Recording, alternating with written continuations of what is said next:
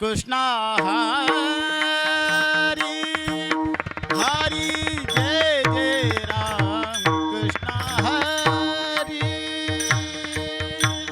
हरि जय जय राम कृष्ण हरि हरि जय जय राम कृष्ण हरि हरि जय जय राम कृष्ण हरि हरि जय जय राम कृष्ण हरि हरि जय जय राम कृष्ण हरि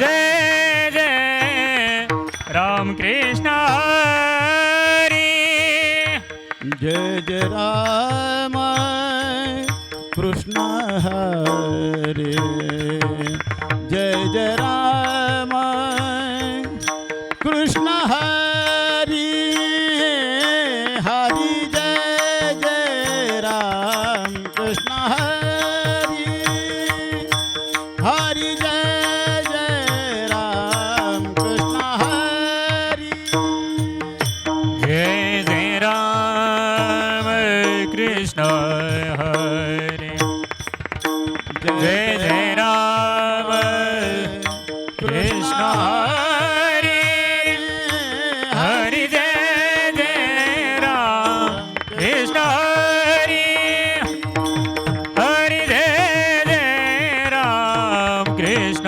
हरे जय जय राम कृष्ण हरि जय जय राम कृष्ण हरि हरि जय राम कृष्ण हरि जय जय राम कृष्ण हरि जय जय राम कृष्ण हरि कृष्ण हरि जय जय राम जय जय राम जय जय राम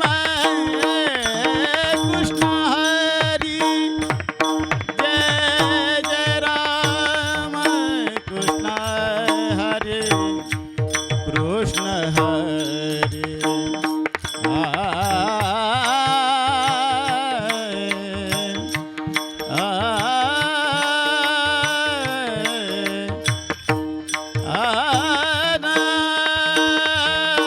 जय जय राम कृष्ण हरि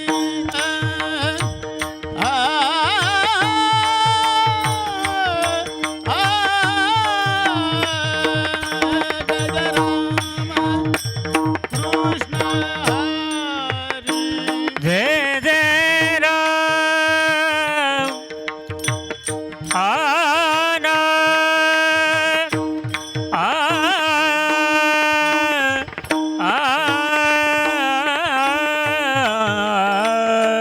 जय जय राम जय जय राम हरे जय जय राम राम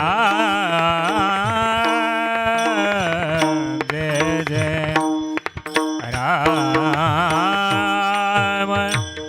हरि जय जय राम जय जय राम जय जय राम हरि जय जय राम हरि जय जय राम जय जय राम जय जय राम जय राम राम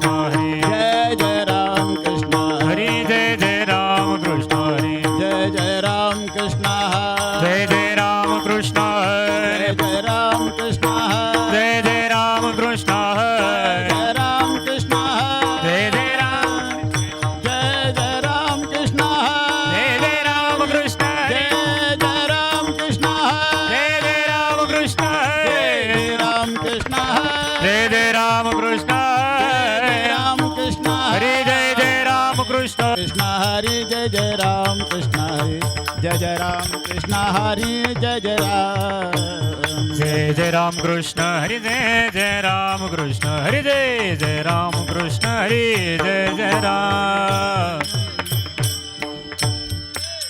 लोचनी रूप पाहता लोचनी लोचने रूप पाहता लोचने लोचने रूप पाहता लोचने सुख झाले हो साजनी सुख झाले हो साजनी तोहा विठ्ठल बरवा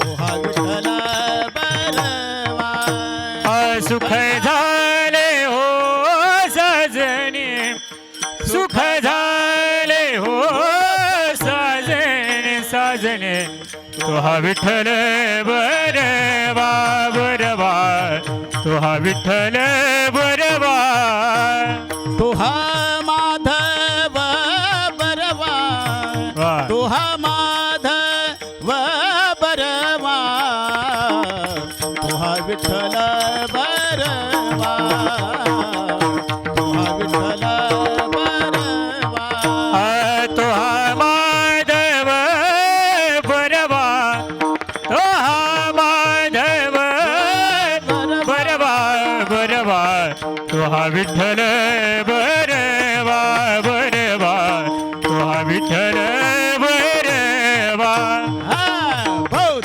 सुकृताची जोडी हा, बहुत सुकृताची जोडी जोडी बहुत सुकृताची जोडी जोडी बहुत सुकृताची जोडी मनोनी विठ्ठली आवडी मनोनी विठ्ठली आवडी आवडी तुहा विठ्ठल बरवा तुहा विठ्ठल बरवा म्हणून विठ्ठली आवडे म्हणून विठ्ठली आवडे हाय तुहा विठ्ठल बरवा बरवा तुहा विठ्ठल बरवा सर्व सुखाचे अगर सर्व सुखाचे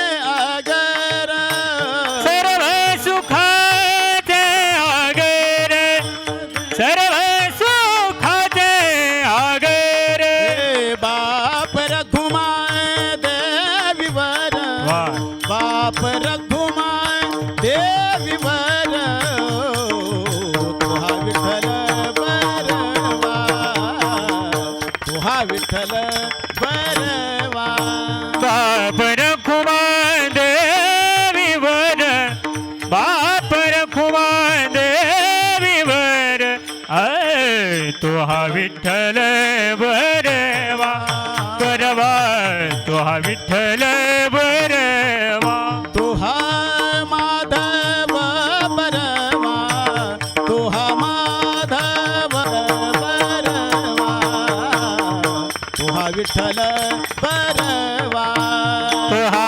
माधव बरवा तुहा माधव बरवा बरवा तुहा विठ्ठल बरवा बरवा तुहा विठ्ठल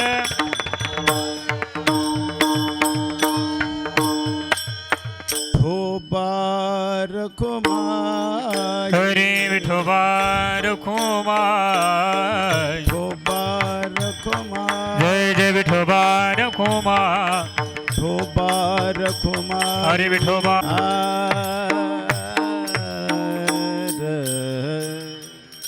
हरि जय जय राम राम कृष्ण हरि राम कृष्ण हरि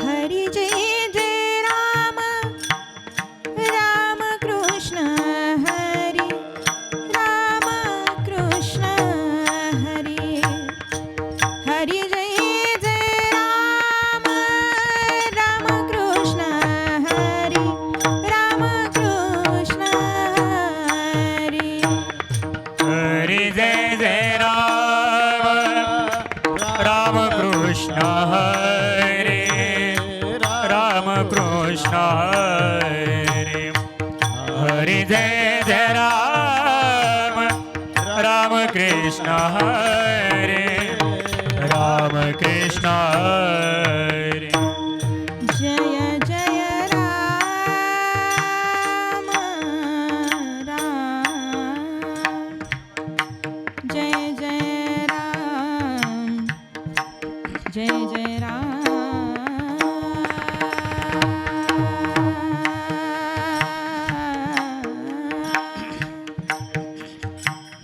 जय जय राम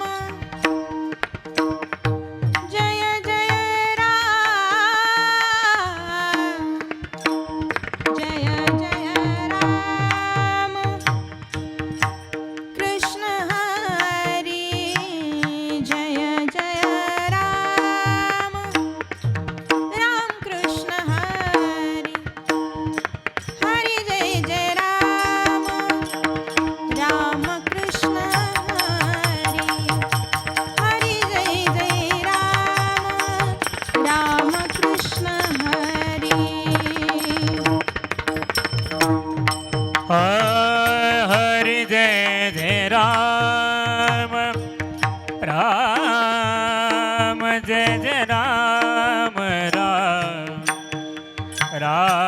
राम हरि जय जय राम जय जय राम राम राम हरि जय जय राम सावळे राम जय जय राम राम राम हरि जय जय राम जय जय राम जय जय राम जय जय राम जय जय राम कृष्ण हरे जय जय राम कृष्ण हरी जय जय राम आ आ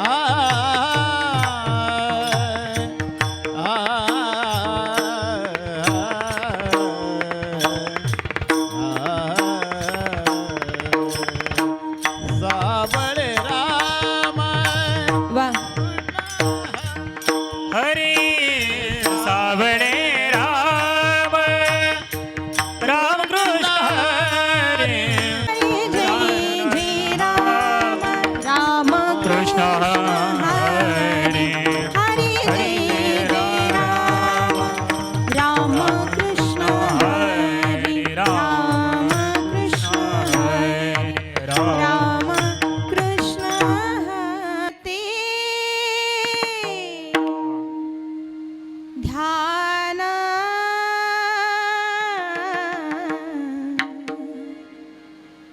उभे विटेवरी सुंदर ते ध्यान उभे विटेवरी सुंदर ते ध्यान ध्यान उभे विटेवरी ओ सुंदर ते ध्यान ध्यान उभे विटेवरी करकटावरी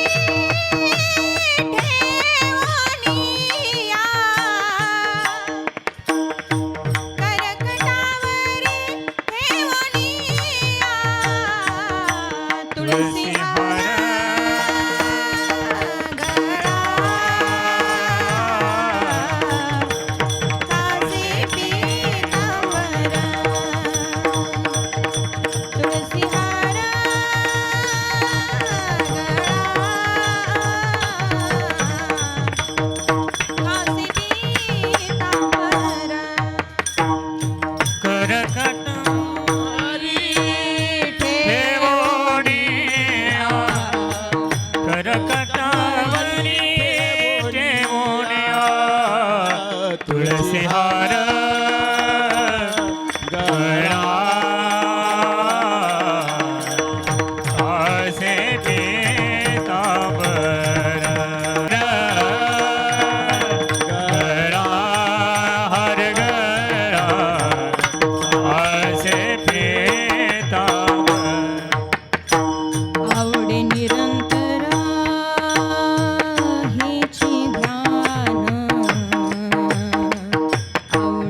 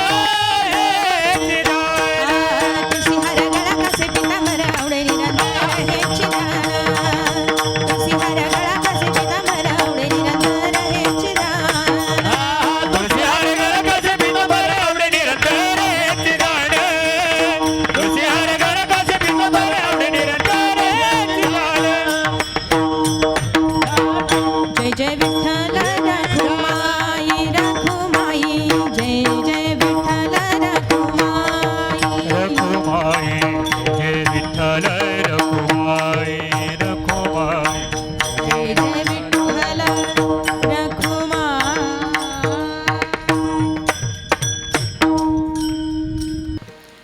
शरीराची आगावा आलिया जन्म मृत्यूच्या सोहळिया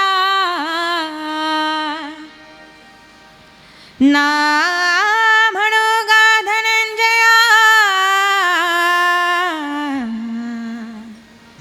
जिया परी. प्रस्तुत प्रवचनरूपी सेवेकरता निवडलेली ओवी माऊली महाविष्णू ज्ञानोबा यांच्या ज्ञानेश्वरीमधील असून या ओवीद्वारे माऊली महाविष्णू ज्ञानोबा सांगतात शरीररूपी गाव. या शरीररूपी गावाला आल्यानंतर या गावाचे काही सोहळे आहेत. व्यावहारिकदृष्ट्या पाहिलं तर जिथे जातो तिथे काही सोहळे.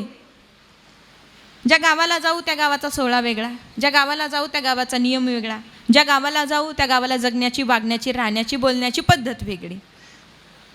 मग ज्ञानोबारायांनी शरीररूपी गावाचे काही सोहळे सांगितले. हे जे शरीर आहे या शरीररूपी गावाचे सोहळे. जन्म मृत्यूच्या सोहळिया. कोणते सोहळेत म्हणे? शरीररूपी गावाला आल्यानंतर जन्म आणि मरणाचे सोहळे. आणि या गावाला आल्यानंतर ह्या गावाचा सोहळा नाही म्हणून चालणार नाही. ना म्हणो गा धनंजया जिया परी. या सोहळ्याला नाही म्हणता येणार नाही. अर्थाची या ही ओवी आहे. ओवीवरती सविस्तर चिंतन करण्याच्या अगोदर सर्व ब्रह्मांड सर्व सत्ता ज्याची आहे त्याला देव म्हणतात. तुम्ही आम्ही सगळेजण घरून इथपर्यंत आलो सत्ता देवाची. इथून घरी जाणार सत्ता देवाची. प्रवचनाला बसलो सत्ता देवाची. गाडीवरती सुखरूप इथे आलो सत्ता देवाची. भोजन करतोय सत्ता देवाची. प्रवचन ऐकतोय सत्ता देवाची. झोपतोय सत्ता देवाची. झोपेतून उठतोय सत्ता देवाची. म्हणून ऐसा जो समर्थ ब्रह्मांडाचा धनी, असा जो समर्थ आहे तो भगवान परमात्मा ब्रह्मांडाचा धनी आहे, ब्रह्मांड चालक आहे. तुझी या सत्तेने वेदासी बोलणे सूर्यासी चालणे तुझ्या बळे. श्री संत नामदेव महाराज म्हणतात. ज्ञानोबाराय सांगतात म्या बोलविल्या वेदू बोले, म्या चालविल्या सूर्य चाले, म्या हालविल्या प्राणू हाले, जो जगा ते चालिता. असा सर्व सत्ताधीश भगवंत त्या भगवान परमात्म्याला सर्वांनी एकदा मोठ्या प्रेमाने नमन करूया आणि आपल्या सेवेकडे वळूया. वसुदेव सुतं देवं कंसचाणूरमर्दनं देवकी परमानंदं कृष्णं वन्दे जगद्गुरु. गुरुर्ब्रह्मा गुरुर्विष्णु गुरुर्देवो महेश्वरा. गुरुर्साक्षात् परब्रह्म तस्मै श्री गुरुवे नमः. शरदिन्दु समाकारे परब्रह्मस्वरूपिणे वासरापीठनिलये सरस्वती नमोस्तुते. अलङ्कापुरी रम्य सिंहासनस्थं पदाम्भोज तेजस्फुदिक् प्रदेशं विधीन्द्रादिदेवै सदा स्तूयमानं समाधिस्थमूर्ति भजे ज्ञानदिवं. श्री गुरुचरण सरोज रज निज मनुमुकुर सुधारी. बरिणौ रघुबर बिमल जसो जोदायक फलचारी. बुद्धिहीन तनु जानिके सुमिरो पवन कुमार. बल बुद्धि विद्या देहु मोहि हरहु कलेस विकार. कैलास राणा शिवचंद्र माऊळी फणींद्र माथा मुकुटी झळाळी. कारुण्य सिंधू भो दुःख हारी तुझ विणो शंभो मज कोण तारी. शरीराची या गावा आलिया जन्म मृत्यूच्या सोहळिया. ना म्हणो गा धनंजया जिया परी. या ठिकाणी आपण सर्वजण ज्या निमित्ताने उपस्थित आहोत आपल्या सर्वांना ज्ञात आहे, श्रुते माहिती आहे. सांगणं हे वक्त्याचं आद्य कर्तव्य. या न्यायाने वल्वे परिवारातल्या मातोश्री कैलासवासी गंगा भागीरथी अणुसयाबाई वामनराव वल्वे अणुसया आईंना आपल्यामधून जाऊन प्रामुख्याने 1 वर्ष आज पूर्ण होतं आहे. त्यांच्या पश्चात फार मोठा परिवार, फार मोठा गोतावळा या आईच्या पश्चात आहे. जीव्या भावानं जपलेला, सुसंस्कारांनी वाढवलेला. आणि एक सांगू, एखादं भव्य दिव्य स्वरूपाचं मंदिर उभारावं आणि त्या मंदिराला जसं सुवर्ण कलश असावा, भव्य दिव्य स्वरूपाच्या मंदिराची शोभा त्या सुवर्ण कलशाने वाढत असते. तशी भव्य दिव्य स्वरूपाचं हे संसाररूपी मंदिर म्हणजे हा संपूर्ण वल्वे परिवार. आणि या संपूर्ण वल्वे परिवाराला जर शोभायमान एखाद्या कलशानं केलं असेल तर तो सुवर्ण कलश म्हणावं लागेल अशा असणाऱ्या अणुसया आजी. या अणुसया आजीनं या परिवाराला सुशोभित केलं, या परिवाराला वाढवलं, सुसंस्कारांनी घडवलं, या परिवाराला उभं केलं. आणि म्हणून या परिवाराने सुद्धा आईच्या ऋणातून उतराई होण्यासाठी भगवत चिंतनाचा सोहळा या ठिकाणी आयोजित केला.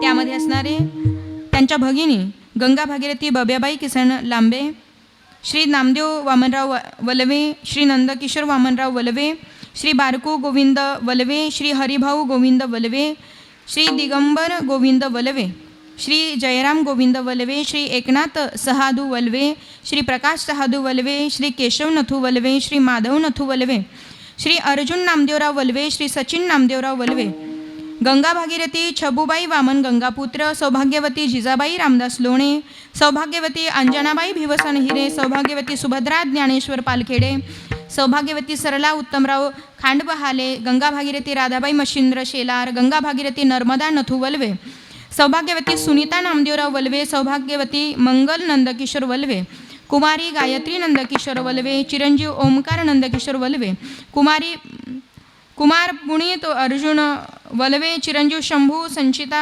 प्रज्वल आणि असणारा पंतूपर्यंत असणारा परिवार अणुसया आईनं पाहिला. म्हणजे भरभरून आयुष्य आपल्या अणुसया आईंना भगवंतानं दिलं. खरं तसं पाहिलं का? पाहिलं तर एका गोष्टीचा अर्थ मी तुम्हाला सांगते. याचा जर विग्रह केला अणुसया या शब्दाचा तर त्याचा मूळ उच्चार आहे असूया. त्याचा जर शब्दाचा विग्रह केला व्याकरणानुसार तर त्याचा मूळ अर्थ होतो असूया. म्हणजे कुणाच्याच विषयी जिच्या मनामध्ये कधीच कुठेच कोणत्याच प्रकारची असूया राहत नाही, तिचं नाव आहे अनसूया म्हणजे अणुसया.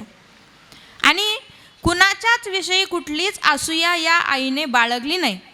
जो असेल तो माझा,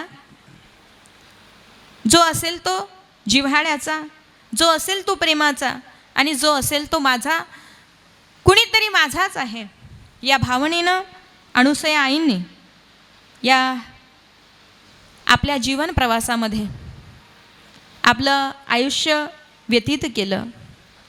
आणि आज 1 वर्षापूर्वी आई निघून गेल्या. खरं तसं पाहिलं तर ह्या वल्वे परिवाराला लाभलेलं भाग्य, सौभाग्य म्हणावं लागेल की या वल्वे परिवारावरती सद्गुरू श्री संत पूजनीय प्रातस्मरणीय सद्गुरू जनार्दन स्वामी महाराजांची परमकृपा आणि त्याच परमकृपेतून निष्काम कर्मयोगी श्री संत जनार्दन स्वामी महाराजांचे कृपापात्र शिष्य परमपूजनीय गणेशगिरीजी महाराजांची उपस्थिती आणि पूजनीय महाराजांच्या त्या काकू होत्या, चुलती होत्या. आणि एवढ्या पवित्र अशा कुळामध्ये या मातोश्रींचा जन्म झाला आणि पवित्र अशा कुळामध्ये या मातोश्रींचा विवाह झाला. दोन्हीही कुळं अतिशय पवित्र. आईंचा जन्म झाला तो स्वातंत्र्यपूर्व म्हणजे भारताला स्वातंत्र्य मिळण्याच्या अगोदर आईंचा जन्म.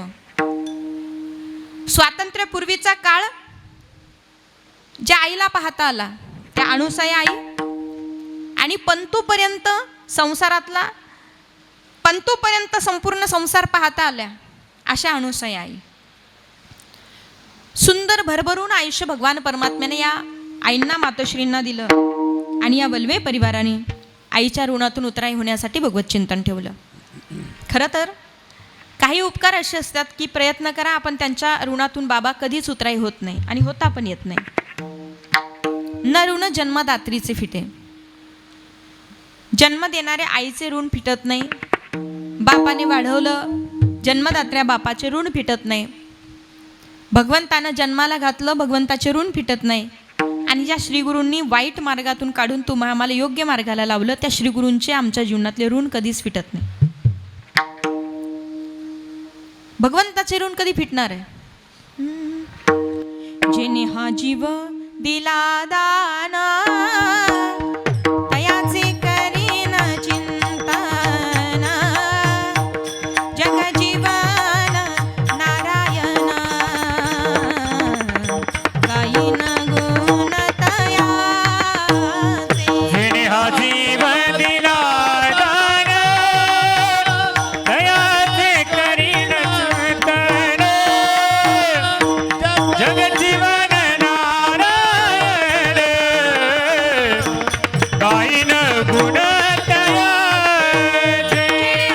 जीवा दिला दान, तयाचे करीन चिंतन, जग जीवन नारायण, गायीन गुण तयाचे, गायीन गुण तयाचे. जोया भिवारेच्या तिरी, जोया भिवारेच्या तिरी. जेणे करीन चिंतन, जग जीवन नारायण, गायीन गुण तयाचे, गायीन गुण तयाचे. जोया भिवारेच्या तिरी, जोया भिवारेच्या तिरी. दिले इंद्रिय हात पाय कान, डोळे मुख बोला या वचन, जेणे तो जोडसी नारायण, नासी जीवपन भवरोग. जेणे हा जीव दिला दान, देवानं आपल्याला जीव दान दिला. ते जीव दान दिल्यानंतर दिले इंद्रिय हात पाय कान डोळे मुख बोला या वचन. इंद्रिय हात पाय कान नाक डोळे देवानं आपल्याला दिले, म्हणून त्याच्या ऋणातून उतराई होता येत नाही. दुसरे उपकार आहे, जिने आम्हाला जिने वाहिले 9 मास ओझे, जिने चिंतिले नित्य हित माझे. जिनं 9 महिने पोटात वागवलं. दुसरे उपकार आहे ते आईचे. एका प्रश्नाचं उत्तर द्या, किती लाख रुपये खर्च केले म्हणजे गेलेली माय परत येईल, आणि किती लाख रुपये दिले म्हणजे त्या आईचे उपकार आम्हाला फेडता येतील. आवाज येतो तुम्हाला सगळ्यांना? हां, मग मला एक सांगा, किती लाख रुपये दिले म्हणजे गेलेल्या आईचे उपकार आम्हाला फेडता येतील? नाही शक्य. नाही. काही उपकार असे असतात फेडता येईल, पण काही उपकार असे असतात की जे फेडता येत नाही. एकदम मी तुम्हाला कळण्यासाठी थोडंसं लक्ष द्या, कळण्यासाठी एक गोष्ट सांगते. आहेर बाबा बसलेले ना, समजा मी 50,000 रुपये तुमच्याकडे उसने मागितले, द्याल का मला? हो म्हणताय बरं का बबन मामा? आहेर बाबा हो म्हणताय. सगळ्यांनी शूटिंगवाले दादा लक्ष ठेवा, 50,000 रुपये द्याल मला? कधी? प्रवचन संपल्यानंतर. हां, 50,000 रुपये आहेर बाबांकडून मी घेणार आहे. मला अडचण आली, मी 50,000 रुपये बाबांकडे मागितले. बाबांनी विचार केला, माईंना अडचण आहे, 50,000 रुपये द्यायला हरकत नाही. कार्यक्रम संपला. कार्यक्रम संपल्यानंतर मी ठरलेल्या वेळेनुसार बाबांकडे गेले. बाबांना सांगितलं, बाबा 50,000 रुपये द्या. बाबांनी 50,000 रुपये माझ्या हातात दिले, पण सांगितलं 2 महिन्यात मला परत द्या. किती महिन्याची बोली केली? 2 महिन्याची. 2 महिन्यात मला ते 50,000 रुपये परत द्या. म्हटलं ठीक आहे. मी 50,000 रुपये घेऊन गेले, माझं काम झालं. काम झाल्यानंतर 1.5 महिना झाला, माझ्या लक्षात आलं बोली किती महिन्याची? 2 महिन्याची. 1.5 महिना झालाय, अजून 15 दिवस माझ्याकडे शिल्लक आहे. 15 दिवसात मला बाबांची 50,000 रुपये परत द्यायचे. मी 15 दिवसामध्ये 50,000 रुपयांची जुळवाजुळव केली, आणि बरोबर ज्या दिवशी 2 महिने पूर्ण होत आहे आहेर बाबा, त्या दिवशी मी तुम्हाला ते 50,000 रुपये परत दिले. मला गरज पडली, मी बाबांना सांगितलं मला 50,000 रुपये पाहिजे. बाबांनी मला 50,000 रुपये दिले. 2 महिन्यानं मी 50,000 रुपये बाबा तुमचे परत केले. तुम्ही मला 50,000 रुपये दिले, हे तुमचे माझ्यावर उपकार झाले. बरोबर? व्यवहार काय सांगतो? माझी गरज असताना मी 50,000 रुपये बाबांकडून घेतले, बाबांचे माझ्यावर उपकार झाले. 2 महिन्यानं घेतलेले 50,000 रुपये मी ठरलेल्या वेळेत बाबांना परत दिले, म्हणजे बाबांचे उपकार फिटले? नाही नाही नाही, उपकार फिटले नाही, फक्त व्यवहार ठीक झाला, व्यवहार बरोबरीचा झाला, शब्दाला शब्द पुरे झाला, पण उपकार बाबांचे फिटले नाही. मग एक दिवस काय झालं, 4-6 महिने गेले. 4-6 महिने गेल्यानंतर पुन्हा बाबांना थोडी पैशांची अडचण आली. बाबांनी विचार केला, याच्या त्याच्याकडे मागण्यापेक्षा मागच्या वेळेला जेव्हा माईंना गरज होती तेव्हा माईने माझ्याकडून 50,000 रुपये नेले. आता मला गरज आहे, मी याला त्याला विचारण्यापेक्षा आपण माईकडूनच घेऊया. म्हणून बाबांनी मला फोन केला, माई मला 50,000 रुपयाची गरज आहे, देता का? मी विचार केला, जेव्हा मला गरज होती तेव्हा बाबांनी मला दिले होते, आता बाबांना गरज आहे, मला 50,000 रुपये बाबांना द्यावे लागतील. मी बाबांना सांगितलं, बाबा 50,000 रुपये घेऊन जा. बाबा आले, माझ्याकडून 50,000 रुपये घेऊन गेले. बाबांनी पण 2 महिने ते पैसे वापरले आणि 2 महिन्यानंतर बाबांनी नेलेले 50,000 रुपये माझे मला परत आणून दिले. आता सांगा, उपकार राहिले की फिटले? म्हणजे तुम्हाला फक्त पैसे घेणं माहिती आहे का? देण्याचा व्यवहार आपल्याकडे नाही आहे का? हां, लक्षात घ्या, याला व्यवहार म्हणतात. याला उपकार बाबांनी जेव्हा मला दिले, बाबांचे माझ्यावर उपकार झाले. पण जेव्हा बाबांना गरज असताना मी 50,000 रुपये बाबांना दिले, म्हणजे आपले उपकार फिटले. ना बाबांचा उपकार माझ्यावर राहिला, ना माझा उपकार बाबांवर राहिला. आता मला एक सांगा, तुम्ही कुणाच्या लग्नाला गेले, लग्नाला गेल्यानंतर मावशांनो, काका, तुम्ही जर कुणाच्या लग्नात 1,000 रुपये आहेर केला असेल तर हा तुमचा झाला तिथे उपकार. पण तुमच्या घरी लग्न निघालं, त्यांनी पण तो आहेर तुमच्या लग्नात केला, किती? 1,000चा उपकार काय झाला? फिटला. एकदम सोपं सांगू का? तुम्ही कोणाच्या तरी बाळ पाहायला गेले, सोन्याच्या 1 ग्रामच्या बाळ्या घेऊन गेले. आता तुमच्या घरी बाळ जन्माला, म्हणा, बाळ जन्माला आलं आणि बाळ जन्माला आल्यानंतर तुमच्या घरी सुद्धा त्यांनी बाळ पाहायला आले आणि तेवढं सोनं घेऊन आले. काय झालं? उपकार फिटले का राहिले? फिटले. मला सिद्धांत सांगायचा आहे. काही उपकार असे असतात की जे उपकार काही काळाने, काही वेळाने, काही पर्यायाने फेडता येतात, पण काही उपकार असे असतात की प्रयत्न करून सुद्धा फेडता येत नाही. आणि त्या उपकारामध्ये आहे आईचे उपकार. आईचे किती प्रयत्न करा, आईचे ऋण कधी फिटत नाही. म्हणून ऐसी कळवळ्याची जाती, ऐसी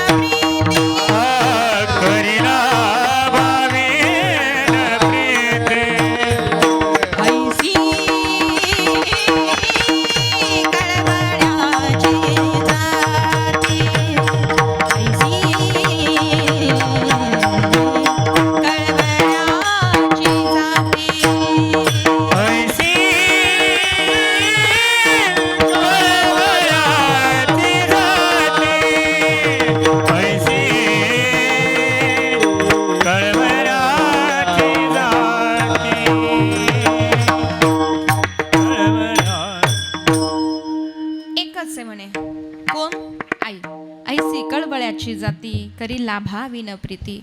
आवाज येतो तुम्हाला सगळ्यांना? जिच्या एका आईचा लेकरा पोरगा मोठा अधिकारी झाला.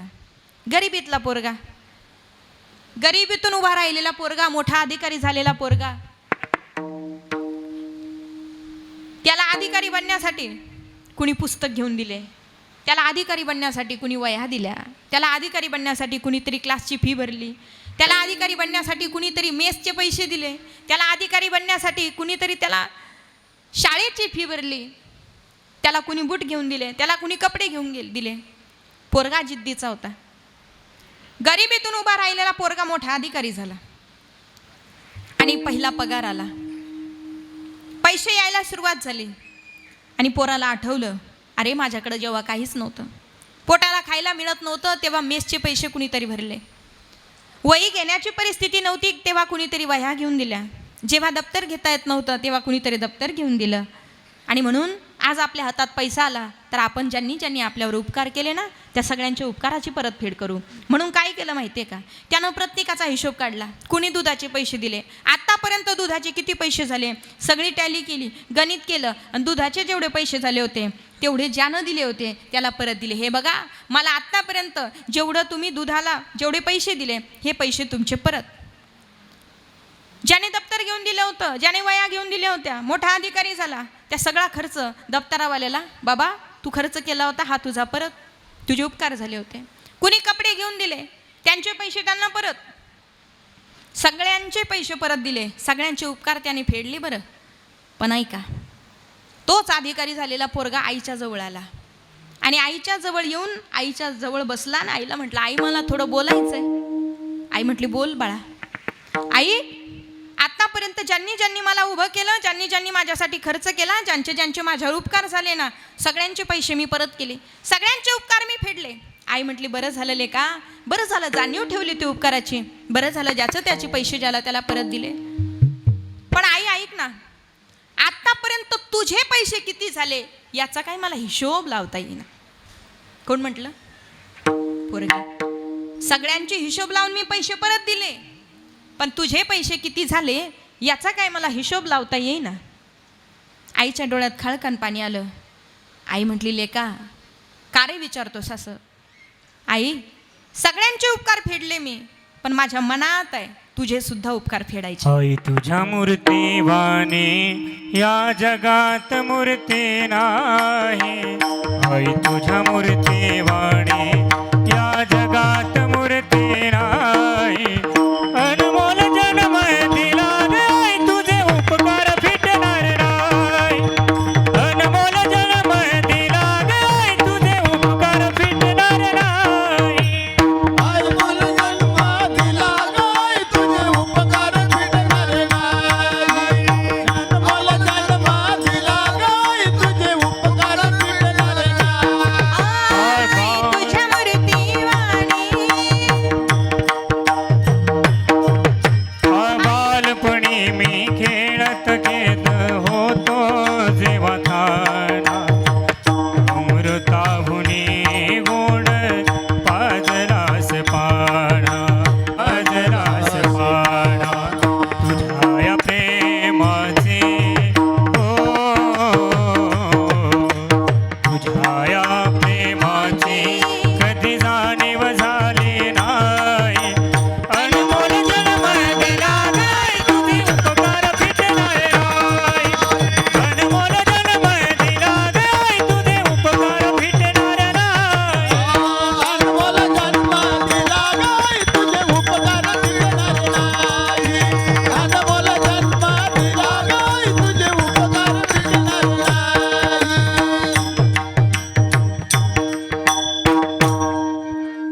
आईच्या डोळ्यात खळकन पाणी आलं आणि पोरगा आईला म्हणू लागलं, तुझं किती बिल झालं सांग. आई काहीच म्हटली नाही. आई म्हटली, लेका आज तू मोठा झालास, आज तुला व्यवहार कळायला लागला, पण ऐक ना, तुझ्यासारखं गणित मला करता येत नाही, तुझ्यासारखा हिशोब मला जमत नाही. अडाणी आहे तुझी आई, पण फक्त ऐक ना, एक इच्छा आहे तेवढी पूर्ण कर आणि मग तुला जेवढा काही हिशोब करून माझं देणं परत करता येईल तेवढं कर. काय आई, एक काम कर, 8 दिवस मी ज्या झोपडीत राहते ना, या झोपडीत तू राहायचं. तुझ्या मोठ्या बंगल्यात 8 दिवस राहायचं नाही, 8 दिवस तू रात्रंदिवस या झोपडीत राहायचं. दिवसा तुझ्या ड्युटीला जायचं, सायंकाळी या झोपडीत यायचं. पोरगा म्हटला, ठीक आहे. 8 दिवस आईच्या झोपडीत राहायचं. दिवसभर ऑफिसर पोरगा दिवसभर काम करत होता ऑफिसमध्ये आणि संध्याकाळी घरी आला. त्या झोपडीत आला. दोघा मायलेकांनी जेवण केले आणि जेवण झाल्यानंतर आई झोपली. त्या झोपडीमध्ये ते पोरग झोपलं. 12-12:30 वाजता पोराला गाढ झोप लागली आणि आईला जाग आली. आई पोराच्या जवळ गेली. ए बाळा उठ, बाळा उठ, बाळा उठ. काय आई? अरे मला तहान लागली, जरा 1 ग्लास भरून पाणी दे. पोरग उठलं, 1 ग्लास भरून पाणी आणला, आईच्या हातात दिला. ती म्हातारी आजी, आई 80-85 वर्षांची ती म्हातारी आई, त्या आईच्या हातामध्ये तो ग्लास दिला. त्या आईच्या हातात डगमगत तो हातामध्ये तो ग्लास घेतला आईने. 2 घोट पाणी पिली, ग्लास बाजूला ठेवला. पुन्हा तहान लागली, पुन्हा ग्लास उचलला, पाणी पिली, पाणी संपलं. पोराला झोप लागली, 1 तासाने पुन्हा उठली. ए बाळू उठ ना. काय आई? पाणी माझं संपलं, तहान लागली, पाणी दे ना. पुन्हा पोरग उठलं, पुन्हा ग्लास घेऊन गेलं, पुन्हा पाणी घेऊन आलं, पुन्हा आई ग्लासभर पाणी पिली. पोरग झोपलं, आई पण झोपली. 1 तासाने पुन्हा जाग आली, 2:30 वाजता. ए बाळू उठ ना. काय आई? अरे मला तहान लागली, पाणी दे ना. 2दा पोरग प्रेमाने उठलं, पण 3ऱ्यांदा मात्र पाय आपटीतच उठलं. कळत नाही तुला? आई अगं दिवसभर मी काबाड कष्ट करतो, प्यायचं तर एकदाच पाणी पी. 1 तास झाला की मला उठवते, 1 तास झाला की मी जागवते. दिवसभर मी रिकामं बसलोय का? कितीतरी कामं माझ्या डोक्यात असतात, कितीतरी कामं मला करायची असतात, आणि 1 तास झाला की उठवते, 1 तास झाला की उठवते. लेका आता नाही, आता नाही उठवणार. आता तहान लागली तरी झोपून घेईल. 3रा ग्लास पोराने आणून दिला. 2 घोट त्याच्यातलं पाणी पिली आई आणि ग्लास बाजूला ठेवला. आई पुन्हा झोपली, पोरग झोपलं. आणि 4 वाजता आईला तहान लागली म्हणून ठेवलेलं ग्लासमधलं पाणी उचलण्यासाठी आई उठली. ग्लासला हात लावला, पण ग्लास हातात धरता आला नाही. थरथरत्या हातानं ग्लास लवणला, ग्लास सांडला. ग्लासमधलं पाणी सांडलं. जसं पाणी सांडलं तर ऑफिसर पोरग झोपलं होतं, त्याच्या गादीखाली गेलं. ऑफिसर पोराच्या गादीखाली ते पाणी गेलं. आईला इच्छा नव्हती पोराला उठवावं, पण गादी गार लागल्यामुळे पोराला जाग आली. पोराला जाग आली तसं लाल बुंद डोळे होऊन तळपायच्या मस्तकात गेली पोराच्या. आईला 2 शिव्या द्यायला लागला. आई तुला कळत नाही का ग? दिवसभर काबाड कष्ट करतो, इकडून तिकडून कसा तरी झोप लागते ना लागते. 4 वेळेला तर पाणी प्यायला उठवलं, इकडून तिकडून कसा तरी झोपलं होतं. आता माझी गादी गार केली. असं कसं गाई? मी कशी उद्या ड्युटी करू? कसं रात्र जागू? आणि म्हणते 8 दिवस इथे थांब. 8 दिवस नाही, मी उद्यापासून इथे थांबणार नाही. आईच्या डोळ्यात पाणी आलं. आई म्हटली, लेका किती रात्र जागलास माझ्यासाठी? म्हणे 1लीच रात्र. कसं वाटतं उठताना रात्री झोपेतून? म्हणे आई दिवसभर काबाड कष्ट करून थकलो मी, दमलो मी, शिनलो मी. लेका खरं सांगू, अरे तुझ्या गादीखाली गार पाणी गेलं तर लाल बुंद डोळे करून मला रागवायला लागलास. पण लेका एक सांगू, जेव्हा तू लहान होतास ना, तेव्हा तुझा अंथरूण असंच ओलं करायचा. त्या ओल्या जागेवर तुझी ही म्हातारी आई झोपायची आणि कोरड्या जागेवर तुझ्या लेकराला झोपायची. जेवढं बिल होईल तेवढं बिल मला परत कर. रात्र तुझ्यासाठी जागली असेल माय. लेकरू आईच्या चरणावरती डोकं टेकून रडायला लागलं. आई खरं सांगू, सगळ्या जगाचा हिशोब मला करता येईल ग, पण तुझ्या प्रेमाचा आणि तुझ्या उपकाराचा हिशोब मला कधीच जमणार नाही. म्हणून जिच्या प्रेमातून उतराई होता येत नाही, तिचं नाव आहे आई. सबसे बड़ी है माँ पगले, सबसे बड़ी है माँ, सबसे बड़ी है माँ पगले, सबसे बड़ी है माँ. बोला माँ से बढ़कर कोई नहीं है, माँ से बढ़कर कोई नहीं है. वो देती है दुआ, सबसे बड़ी है माँ पगले, सबसे बड़ी है माँ, सबसे बड़ी है माँ, सबसे बड़ी है माँ. वर्णन आहे ना. सबसे बड़ी है माँ पगले, सबसे बड़ी है माँ, सबसे बड़ी है माँ,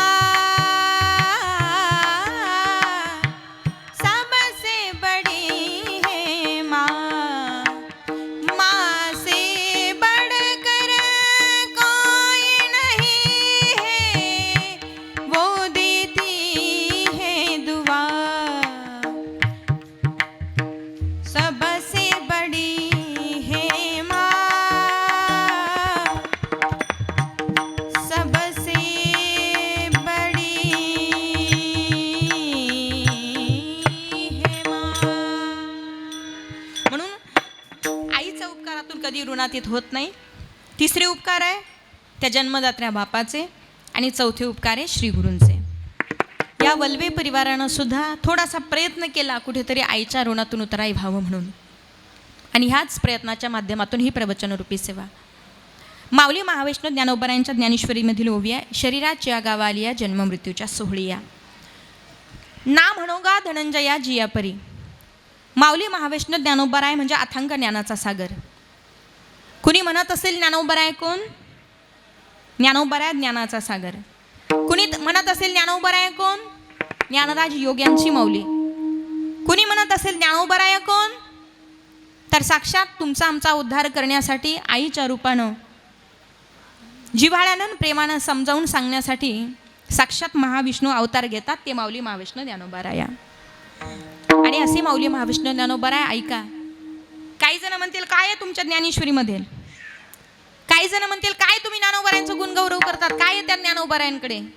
पण ऐका, जिथे विज्ञान थांबतं ना तिथे आमच्या ज्ञानोबरायांची ज्ञानेश्वरी चालू होते.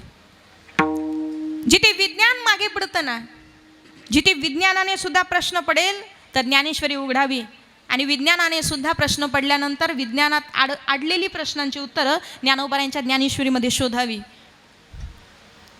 एवढा महान ग्रंथ ज्यांनी निर्माण केला ते ज्ञानोबर आहे. तुम्ही म्हणाल कोण ज्ञानोबर आहे? विमानाचा शोध कोणी लावला? राईट बंधूंनी. विमानाचा शोध जरी राईट बंधूंनी लावलेला असला पण तरी सुद्धा ज्ञानोबरांनी ज्ञानेश्वरीमध्ये केलेलं वर्णन आहे. पै अभ्यासाचे निबळे एका गती अंतराळे व्याघ्र सर्प प्रांजळे केले एकी. विमानाचा शोध अगोदर लागला कुठे? ज्ञानेश्वरीमध्ये. पै अभ्यासाचे निबळे एका गती अंतराळे. अंतराळ म्हणजे काय? विमान. अभ्यासाच्या बळावर आकाशामध्ये सुद्धा फिरता येईल ज्ञानोबराय सांगतात.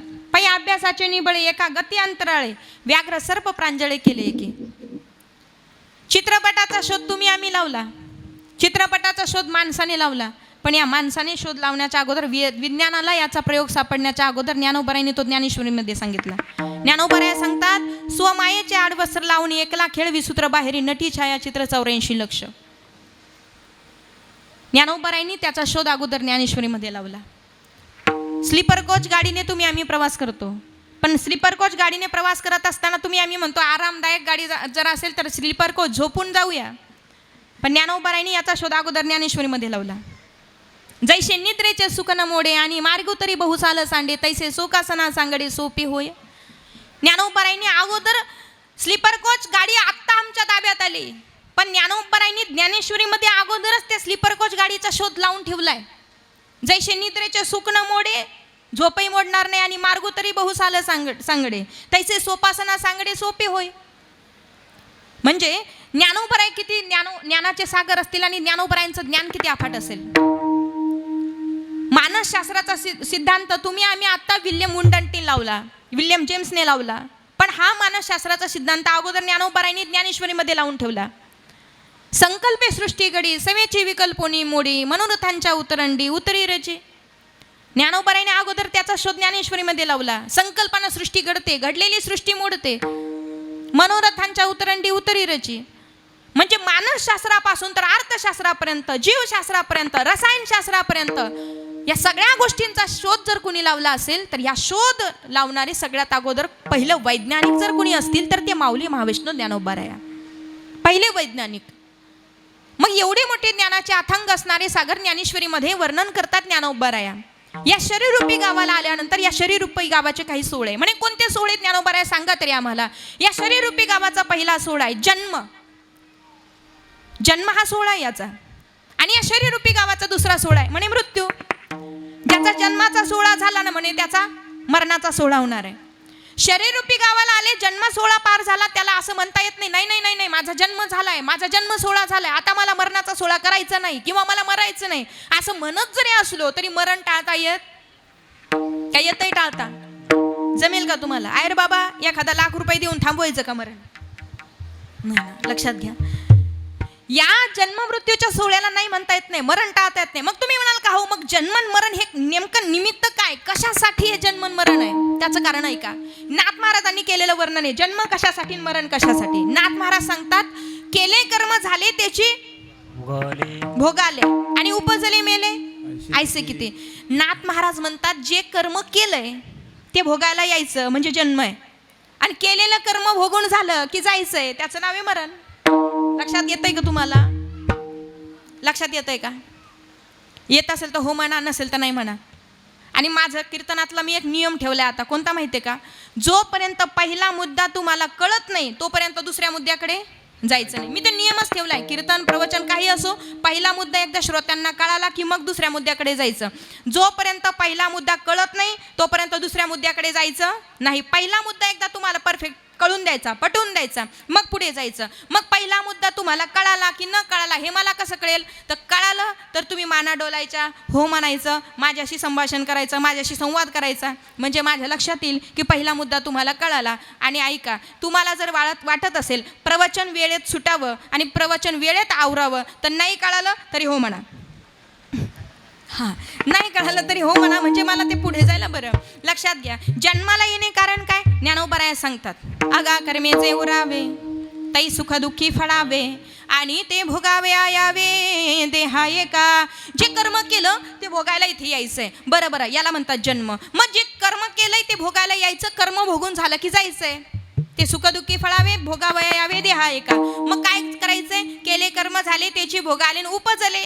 केलेलं कर्म भोगण्यासाठी उपजले म्हणजे जन्माला आले. मग मेले कशासाठी? तर ऐका, केलेलं कर्म भोगून झालं म्हणून ते गेले. तुमचं आमचं मागच्या जन्मातलं जे कर्म आहे ना, ते सगळं कर्म भोगायला इथे आलोय आपण. मागच्या जन्मात जे जे केलं असेल ते चांगलं असेल, ते वाईट असेल, ते सगळं भोगायला इथे आलो. कारण ही दोन गोष्टींच्या बाबतीत न्याय आहे. काय माहिती का? दोन गोष्टींच्या बाबतीत वशिला आमचा कधीच चालत नाही. पहिलं आहे ते आमचं मरण, आणि दुसरी गोष्ट आहे ते आमचं कर्म. कर्माच्या बाबतीत वशिला चालत नाही, मरणाच्या बाबतीत वशिला चालत नाही. ते ज्याचं त्यालाच भोगावं लागतं. कर्म नाही चुकत. एक सांगू, एक पद आहे ते मला फार आवडतं, मी तुम्हाला सांगते.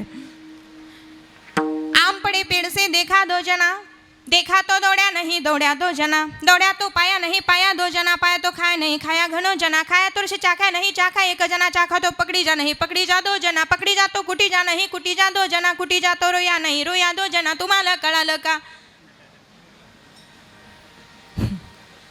नाही कळालं ना?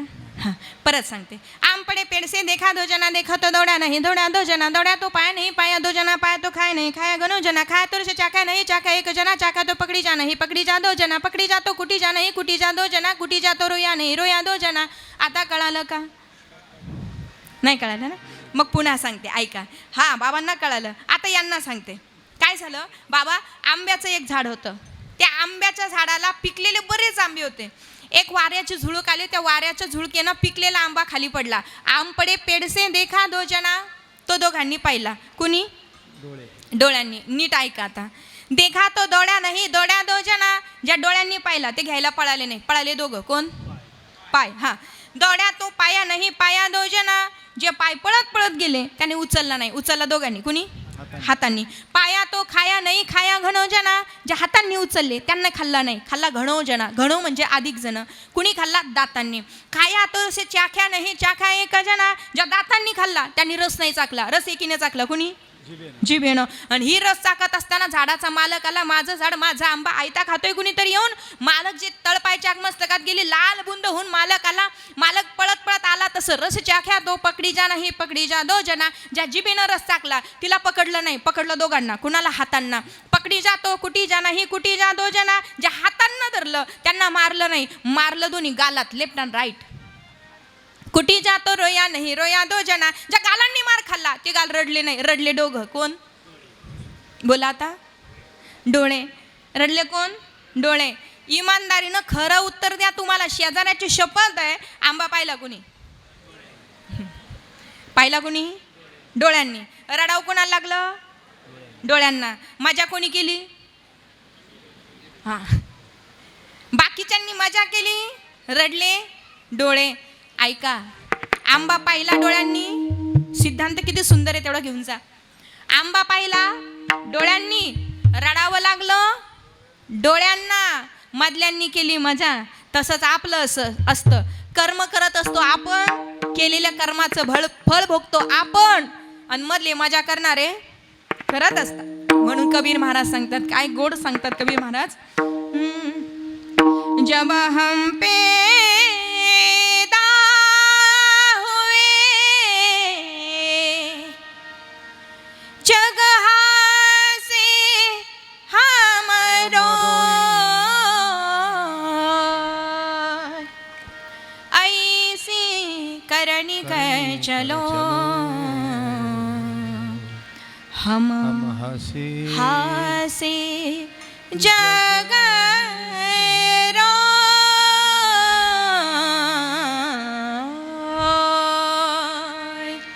कबीर महाराज म्हणतात म्हणून कर्मच असं कर्म करा की ते कर्म इथे असतानाही सुख देईल आणि गेल्यानंतरही सुख देईल. एकदम सोपं सांगू का? एकदम सोपं कर्म, अवघडात जाऊ नका, एकदम सोपं.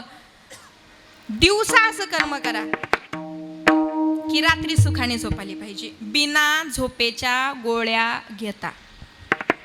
ऐका, दिवसा असं कर्म करा की रात्री सुखाने झोपाली पाहिजे, बिना झोपेच्या गोळ्या घेता. कारण बहुतेक लोकांना झोपेच्या गोळ्या चालू आहे, कोणाला कशाच्या आणि कोणाला कशाच्या, सगळ्यांना गोळ्या चालू आहे. काहींना डोक्याची गोळी, काहींना पोटाची गोळी आहे, काहींना गुडघ्याची गोळी, काहींना कानाची गोळी, काहींना दाताची गोळी आहे, काहींना जेवणा अगोदर गोळी, काहींना जेवणाच्या नंतर गोळी आहे, काहींना तब्येत सुधारायची गोळी, काहींना जेवण जात नाही म्हणून गोळी, काहींना केलेलं जेवण पचत नाही म्हणून गोळी आहे, काहींना झोपेच्या अगोदर गोळी, काहींना झोपल्याच्या नाही उठल्यानंतर असेल, नाही का?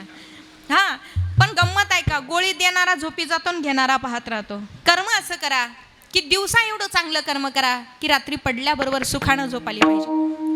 तरुणपणी इतकं चांगलं कर्म करा की म्हातारपण आयुष्य आरामात गेलं पाहिजे, वजनात गेलं पाहिजे, असं तरुणपणी कर्म करा.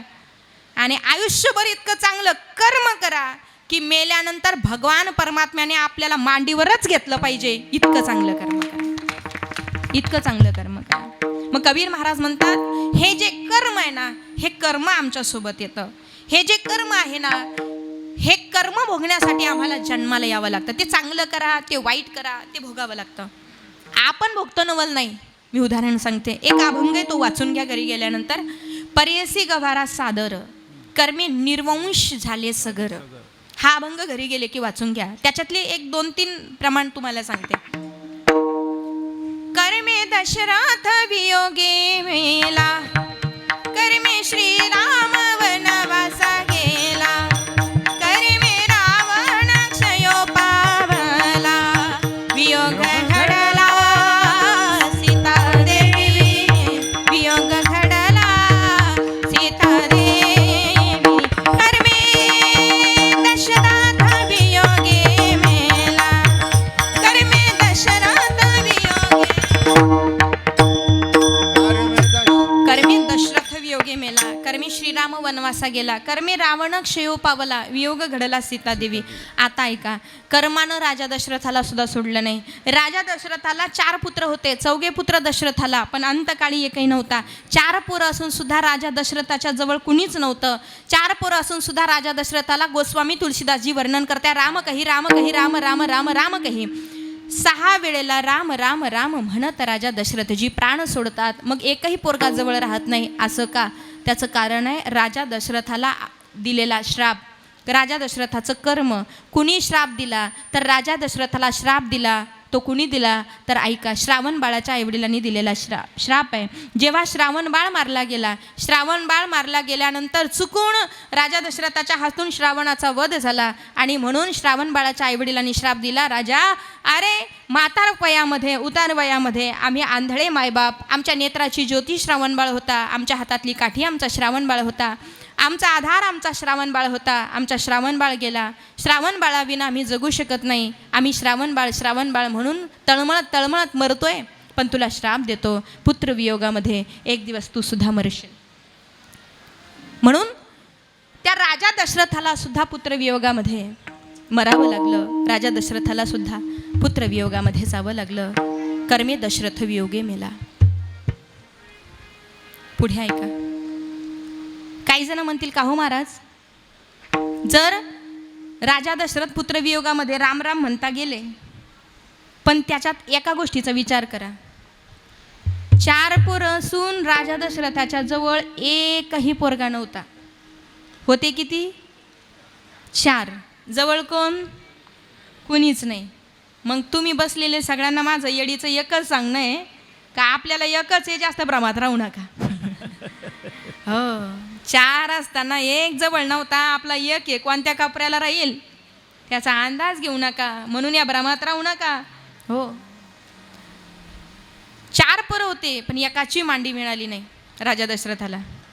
बाकीच्यांची जाऊ द्या, रामप्रभू साक्षात देव होते, पण या श्रीरामाची मांडी जी राजा दशरथजींना मिळाली नाही. पण नवल ऐका, हीच रामप्रभूची मांडी वनात जंगलातल्या जटायूला मिळाली. कोणाला मिळाली? मग कधी कधी विचार येईल ना मनात, अरे दशरथ राजापेक्षा जटायू काय, जटायूचं भाग्य उदयाला आलं की जटायूला रामप्रभूंची मांडी मिळाली. त्याचं कारण ऐका, कशी जटायूला मांडी मिळाली. तरी एकदा काय झालं माहितीये का, त्याची फार सुंदर कथा आहे.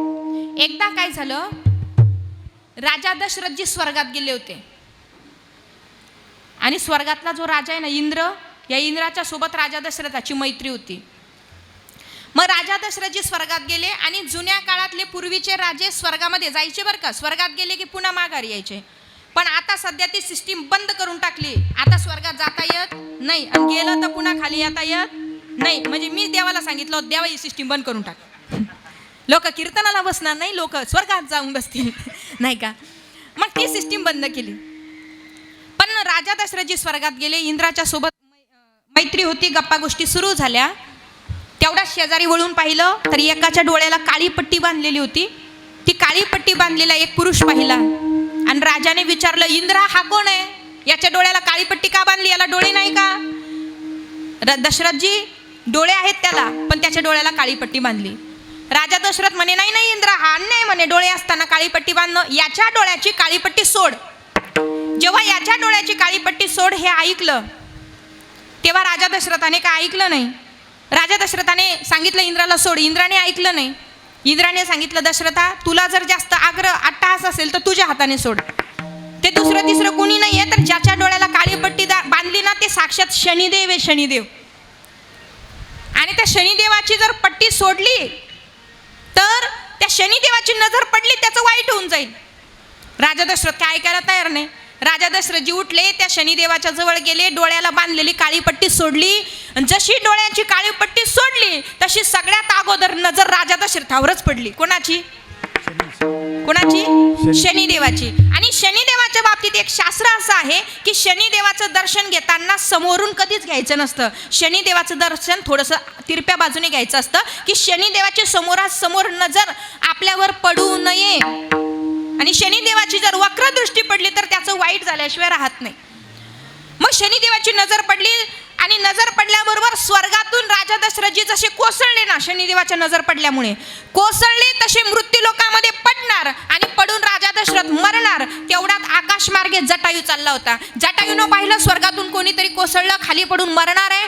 जटायू आकाशमार्गे चाललेला असताना जटायू धावत धावत जाऊन जटायूनं त्या कोसळलेल्या राजा दशरथाला अलगत आपल्या पंखावर झेलून घेतलं आणि झेलून घेतल्यानंतर ओळखलं तर आपल्या नगरीचा राजा दशरथ आहे. अयोध्येमध्ये नेऊन सोडलं. थोड्या वेळाने सुखरूप पोहोचलेल्या त्या राजाला जाग आली. मूर्छेतून उठल्यानंतर राजाने पाहिलं तर मी मरणार होतो, स्वर्गातून कोसळलो होतो, मला कोणी वाचवलं. हे जेव्हा पाहिलं तर म्हणे जटायूने वाचवलं. त्या जटायूला जवळ बोलावलं, जटायू तुझ्यामुळे मी वाचलो, जटायू तुझ्यामुळे मला जीवनदान मिळालं, म्हणून हे बघ माझं आयुष्य तू वाढवलं, मला तू जगवलं, म्हणून मी प्रसन्न आहे तुझ्यावर. जटायू तुझी जी इच्छा असेल ते सगळं माग. जटायूने सांगितलं मला काहीच नको, सगळ्या इच्छा माझ्या पूर्ण आहे, फक्त मला एकच इच्छा शिल्लक आहे, मी माणूस पाहिजे होतो पण मी माणूस नाही. मग आता माणूस जरी नसलो तरी माझी दुसरी इच्छा अशी आहे की मला एक पोरगा पाहिजे होता. त्या पोराने मरताना मला मांडी द्यायला पाहिजे होती आणि माझा शेवटचा विधी त्या पोराने करायला पाहिजे होता. एवढी माझी इच्छा बाकी आहे. दशरथाने सांगितलं एवढीच? म्हटले हो. मग जटायू ऐक, आज हा राजा दशरथ तुला वचन देतो, मला जो पहिला पोरगा होईल तो पोरगा मी तुला देईल. हे वचन दिलं राजा दशरथाने जटायूला. आणि मग राजा दशरथाला पहिला पोरगा झाला, त्याचं नाव रामप्रभू. रामप्रभू जन्माला आले, अवताराला आले. अवताराला आल्यानंतर जटायू आला. जटायू त्या बाळाला उचलून घेऊन निघाले रस्त्यात नारदजी भेटले. नारदाने सांगितलं की तुला ह्या पोराला वाढवता येणार नाही, तुला फक्त अंतकालाच्या वेळेला पोरगाजवळ पाहिजे, हा मोठा होऊ दे तुझ्याच जवळ येईल. मग त्याला लहानाचं मोठं राजा दशरथाने केलं आणि मग तोच पोरगा म्हणजे रामप्रभू मांडी द्यायला वनवासाला गेले, वनात गेले. कोणाच्या जवळ गेले? जटायूच्या जवळ गेले. ही त्याच्या मागची कथा आहे. मला तुम्हाला सिद्धांत सांगायचा आहे. कर्मे दशरथ वियोगे मेला. राजा दशरथाचं कर्मे श्रीराम वनवासा गेला. माझ्याकडे वेळ कमी असल्यामुळे हे रामाचं कर्म तुम्ही रामचरित मानसमध्ये बालकांड आलेलं आहे, त्या बालकांडमध्ये रामाचं कर्म पाहून घ्या. वनवासाला जाण्याचं काय कर्म होतं की रामप्रभू वनवासाला गेले. पुढे ऐका. कर्मे रावण क्षयो पावला. रावणाचं कर्म काय सांगणं एवढं पण नाही, तुम्हाला सगळ्यांना माहिती आहे. जो स्वतःची स्त्री सोडून इतर स्त्रियांवर वाईट नजर ठेवतो, कर्मे रावण क्षयो पावला. आणि पुढे ऐका. वियोग घडला सीतादेवी. सीतामातेला वियोग सहन करावा लागला. याच्या मागे सुद्धा सीतामातेचं कर्म आहे. तुम्ही म्हणाल सीतामातेचं असं काय कर्म आहे? सीतामातेनं सुद्धा एक दिवस शोक केलाय. कुणाकडे माहिती आहे का? त्रिजटा नावाची एक राक्षसीन होती लंकेमध्ये. त्या त्रिजटेच्या समोर सीतामातेनं शोक केलेला आहे. सीतामाता काय म्हणते माहिती आहे का? जेव्हापासून रामापासून वियोग झाला त्या दिवसापासून सीतामाता त्या त्रिजटेशी बोलते. त्या त्रिजटेला सांगतील, त्रिजटे माझ्याकडून काय पाप घडलं होतं की मी रामापासून दूर झाले. सांगे वो त्रिजटे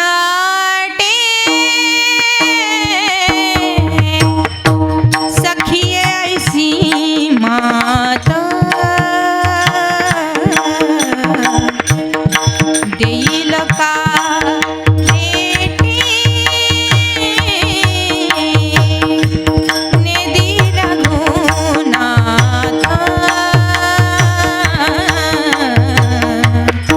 सांगे वो त्रिजटी.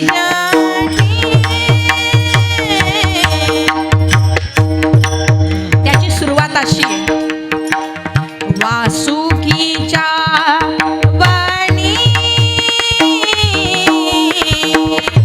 सीता शोक करी. काहो अंतराले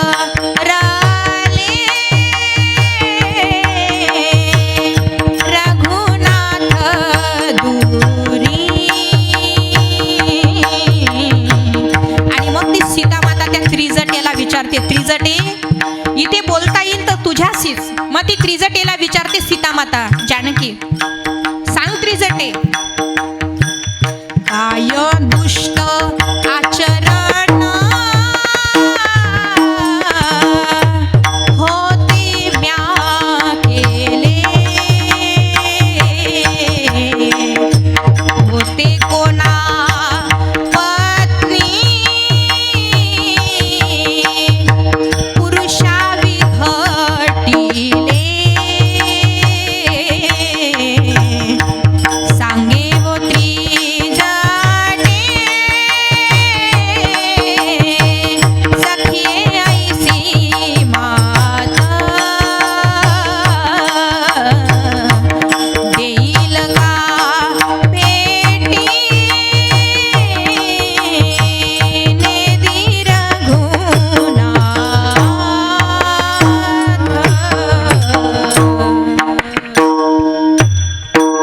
वासुकीच्या वनी सीता शोक करी. काहो अंतरले रघुनाथ दुरी. काय ग त्रिजटे काय पाप केलं होतं?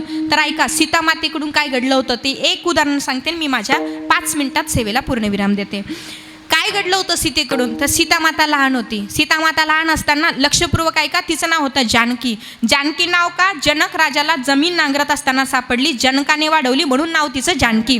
ही जानकी मैत्रिणींच्या सोबत फिरत होती. मैत्रिणींच्या सोबत फिरत असताना वनामध्ये गेली. एका वडाच्या झाडावरती पोपटाचं जोडपं होतं. तो पोपट त्या पक्षिणीला सांगत होता, या मृत्यूलोकामध्ये एक राम नावाचा राजा असणारे, राजा दशरथजींचा ज्येष्ठ पुत्र, त्या राम नावाच्या मर्यादा पुरुषोत्तम त्या रामाचा विवाह जानकी सोबत म्हणजे जनक राजाच्या कन्येच्या जानकीच्या सोबत होणार आहे.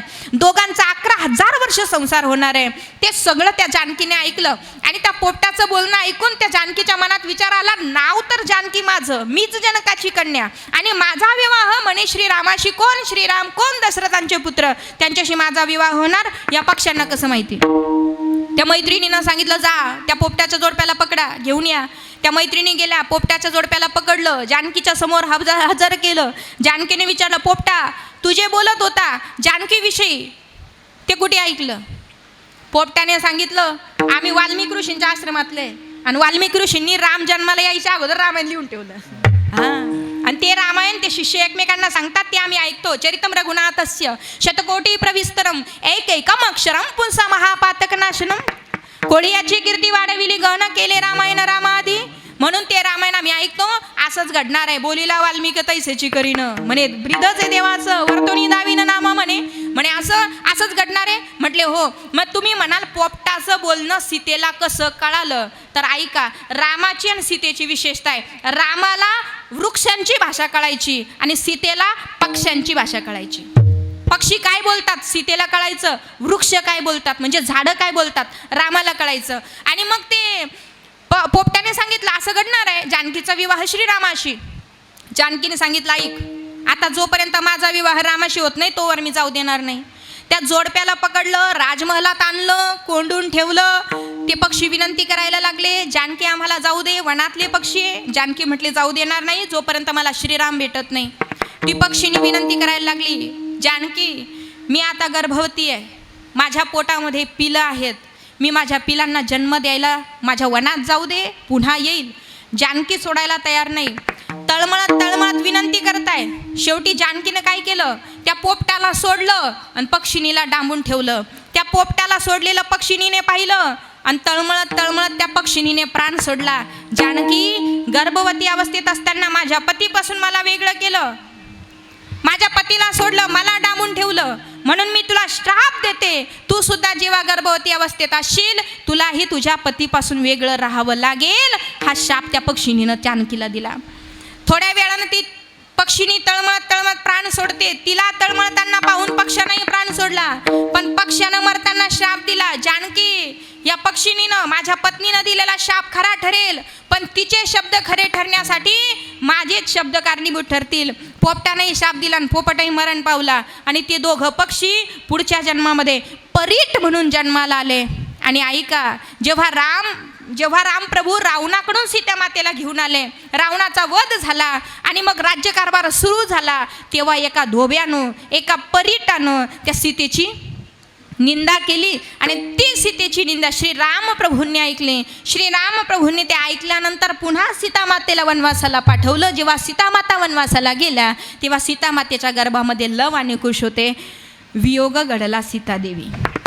सीतामातेला सुद्धा कर्म चुकलं नाही, म्हणून दोन गोष्टी चुकत नाही. तुमचं आमचं मरण ज्या दिवशी आहे ते मरण आम्हाला चुकवता येत नाही, आणि तुमच्या आमच्या प्रारब्धात नशिबात आमच्या कर्म जे असेल ते कर्म आम्हाला चुकवता येत नाही. शरीररूपी गावाला आलोय, जन्म मरणाचा फेरा आम्हाला चुकवता येणार नाही. हे ज्ञानोबराय आजच्या ओवीमध्ये सांगतात. शरीराची आगावा आलिया, जन्म मृत्यूच्या सोहळिया, ना म्हणो गा धनंजया, जिया परी नियोजित वेळेमध्ये सेवा समर्पित करण्याचा प्रयत्न करूया. या ठिकाणी कैलासवासी गंगा भागीरथी अणुसाहेबाई वामनराव वल्वे आजींना भावपूर्ण श्रद्धांजली. या सर्व वल्वे परिवाराला सुसंस्काराने आईने घडवलं. भगवान परमात्मा नक्कीच या आईला उत्तम सद्गती प्राप्त करून देईल आणि भगवान परमात्मा नक्की त्याच्या चरणाशी आमच्या अणुसया आईनं घेईल याच्यात तीळ मात्रही शंका नाही. सेवेला गोड अशी साथ करणारे मृदुंगाचार्य आमचे यश महाराज असतील, आमचे पेटी मास्तर टिळे महाराज फार सुंदर अशी साथ केली, मनापासून धन्यवाद. हां, बाळासाहेब महाराज आहेर, मनापासून धन्यवाद. इकडे आमचे गीते महाराजांसाठी मनापासून धन्यवाद. आणि उपस्थित असणारे समस्त भजनी मंडळ ज्यांनी आल्याबरोबर नाश्त्याची व्यवस्था केली. तुमचं बाकीचं काय असो पण पोटाला खाऊन घ्या. आमचे आहेर बाबा मनापासून धन्यवाद. आणि इकडे आमचे विनेकरी बाबा आपले मनापासून धन्यवाद. सिस्टीमवाले दादा सुंदर ऑपरेटिंग केली, मनापासून धन्यवाद. उपस्थित सगळे आपले लाखलगावचे भजनी मंडळ, सर्व भजनी मंडळ, ज्येष्ठ वारकरी मंडळ, सर्वांचे मनापासून आभार. उपस्थित असणारे पाडळी नाही ना, लाखलगावकर भजनी मंडळ, सर्वांचे आभार. या ठिकाणी आजींचे पुतणे निष्काम कर्मयोगी संत जनार्दन स्वामी महाराजांचे कृपापात्र शिष्य असणारे परमपूजनीय गणेश गिरीजी महाराजांची उपस्थिती, त्यांच्या समेत आलेले महाराज असतील, त्यांचे मनापासून धन्यवाद. आमचे बबन मामा असतील, मनापासून धन्यवाद. उपस्थित असणारे सर्व श्रोते मंडळी, सर्वांचाच परिचय माझा नाही, पण सर्वांचे मनापासून आभार. महिला मंडळ आपले आभार. शूटिंगवाले दादा आपले मनापासून आभार. नाही तर केलेली शूटिंग डिलीट कराल. धन्यवाद. झालेली सेवा भगवंताच्या चरणी समर्पित. सेवेला पूर्णविराम. निवृत्ती राया, निवृत्ती राया, सोपान मुक्ताबाई नाना सखया. निवृत्ती राया, सोपान मुक्ताबाई ज्ञान सखया. निवृत्ती राया, निवृत्ती राया, सोपान मुक्ताबाई ज्ञान सखया. निवृत्ती राया, निवृत्ती राया, सोपान मुक्ताबाई ज्ञान सखया. सोपान मुक्ताबाई ज्ञान सखया. सोपान मुक्ताबाई ज्ञान सखया. सोपान मुक्ताबाई ज्ञान सखया. सोपान मुक्ताबाई ज्ञान सखया. निवृत्ती राया, निवृत्ती राया, सोपान मुक्ताबाई ज्ञान सखया. निवृत्ती राया, निवृत्ती राया, सोपान मुक्ताबाई ज्ञान सखया. सोपान मुक्ताबाई ज्ञान सखया. सोपान मुक्ताबाई ज्ञान सखया. पुंडरी भगवान की जय. या ना वरती. बरं.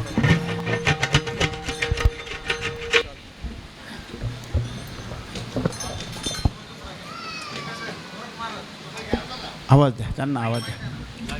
तो घ्या, हा पेटीचा घ्या घ्या घ्या द्या त्या. दोन चार तिकडे.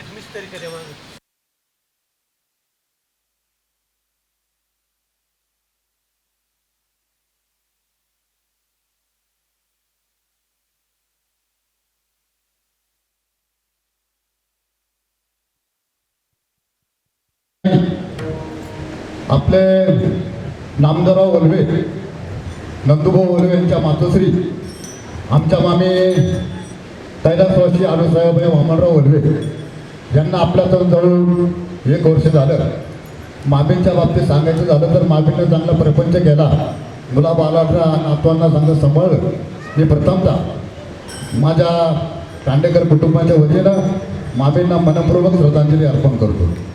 जगद्गुरू महामंडलेश्वर स्वामी शांतिगिरी महाराज यांच्या वतीनं आशीर्वाद देण्यासाठी या ठिकाणी परमेश्वरगिरी महाराज यांना अशी विनंती करतो, त्यांनी या ठिकाणी श्रद्धांजली अर्पण करायची. या महाराजा पहिल्यांदा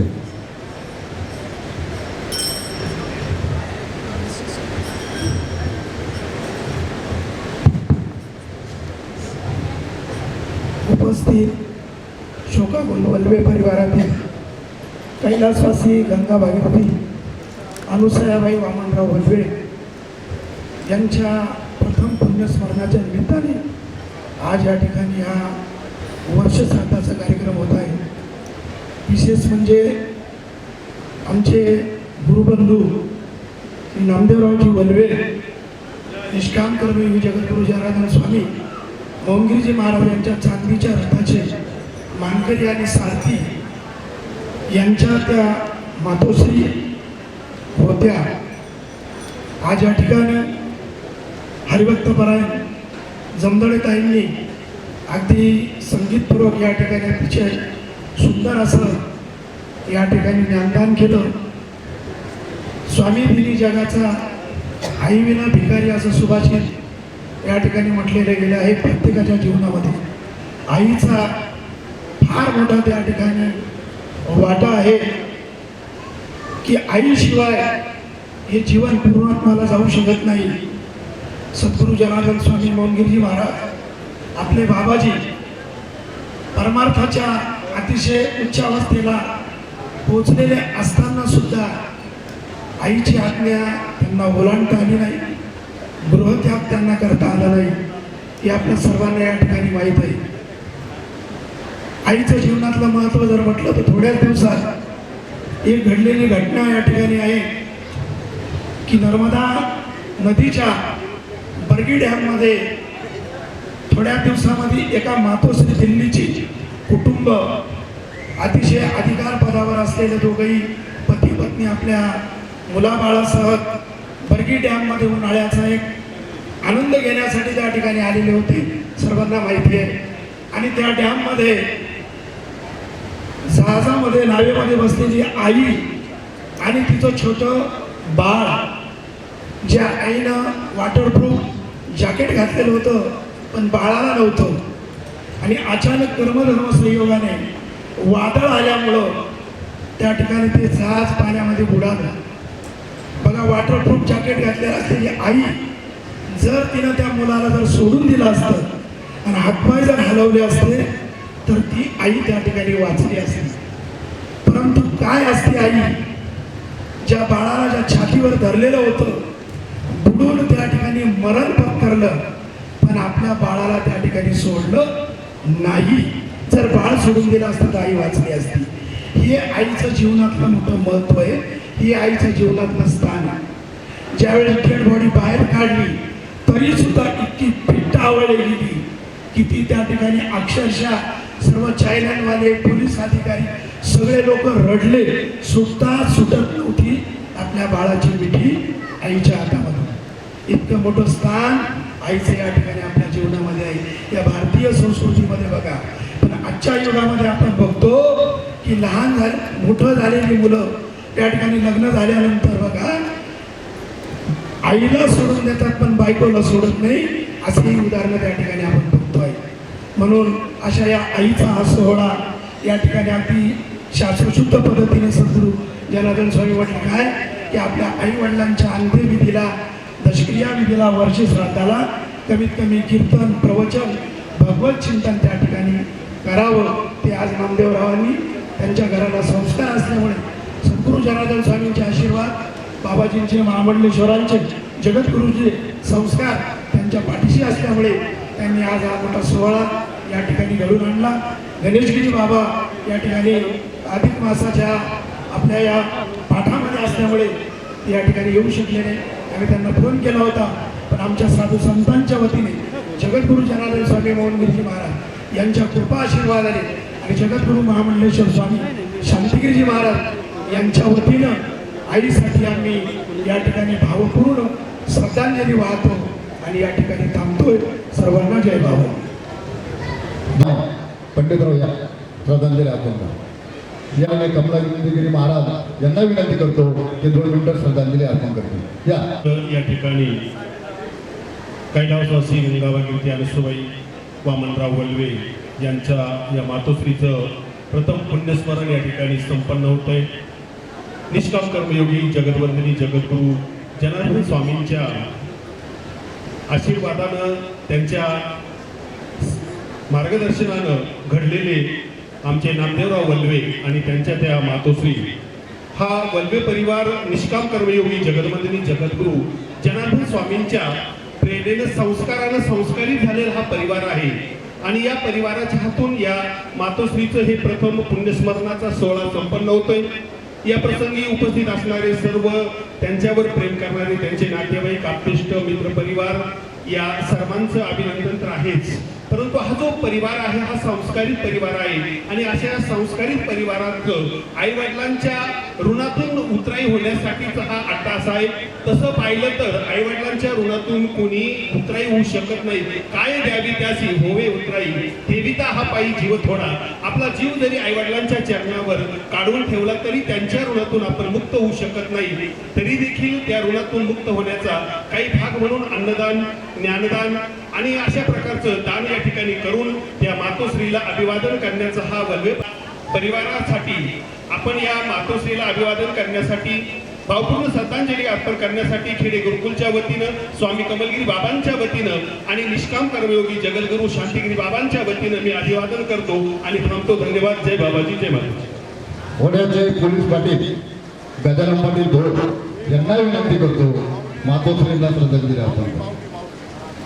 ज्यांच्या प्रथम पुण्यस्मरणानिमित्त आला त्या आपल्या सर्वांच्या लाडक्या, आवडत्या, नाथ्या गोठ्यातील कैलासवासी गंगा भागीरथी अनुसाहेबाई वामनराव वल्वे यांच्या पुण्यस्मरणानिमित्त आज ज्यांनी आपल्याला संगीत प्रवचनाची सेवा दिली, की आपल्या सर्वांच्या परिचित आपल्या लाडक्या ज्ञानवंत गुणवंत रामायणाचार्य हरिभक्त परायण रामायणाचार्य सुवर्णताई जमदडे यांनी आपल्या अमृतवाणीतून कमी वेळामध्ये आपल्याला अमृत वचन पाजून आपल्याला सर्वांना एक वेगळा ज्ञानाचा झरा शिकविला किंवा सुचविला, त्याबद्दल या वल्वे परिवाराच्या वतीने आपल्या सर्वांच्या वतीने ताईचे आभार आणि धन्यवाद। आज खऱ्या अर्थाने आपण ज्यांच्या पुण्यस्मरणानिमित्त आला ते आमच्या ह्या वल्वे परिवाराचा माझा तसा कौटुंबिक नात्याचा संबंध आईच्या बाबतीत जवळून नात्याच्या निमित्ताने जाण्याचा योग आला।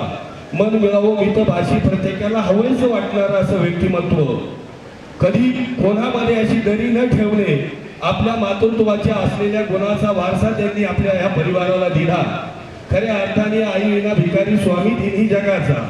आज मी एकच म्हणेन, या आईच्या 5 मुली आपल्या आईच्या प्रेमाला मुकल्या, आपल्या आस्थेला मुकल्या असता आपुलकी जरी असेल, आई असेल तर माहेर असतो, आई असेल तर माहेरची मजा असती, अशी या 5 मुलीच्या खऱ्या अर्थाने आज माहेराचा आनंद कमी झाला। भाऊ जरी आपले संस्कारित असले तरी आई असली तर हक्काने मुलगी जाते आणि त्या माहेरचा आनंद घेतली, तसा आज त्या मुलींचं सुद्धा आज खऱ्या अर्थाने माहेर परक झालं। आणि आमचे नामदेवराव असेल, नंदकिशोर असेल, यांना सुद्धा आज आई नसल्याच्या वेदना, आई नसल्याचं दुःख 100% जाणवणार, परंतु माणूस आल्यावर जातोच आणि जावं लागतं हे ताईंनी मगाच सांगितलं। तर आई वयाने जाणार होता, त्या गेल्या पण त्यांच्या आठवणी जीवनात राहिल्या। मी माझ्या ओढा गावातील सर्व ग्रामस्थांच्या वतीने, सर्व संस्थांच्या वतीने, त्याचबरोबर पेकळे परिवार, कंक परिवार, आमचे कळमकर परिवार आणि माझे भोर पाटील परिवार, त्याचबरोबर नाशिक जिल्हा पोलीस पाटील संघटनेचा अध्यक्ष म्हणून नाशिक जिल्ह्यातील सर्व पाटलांच्या वतीने आईला श्रद्धांजली अर्पण करतो आणि थांबतो। यानंतर सभापती निवृत्ती भाऊ कांडेकर,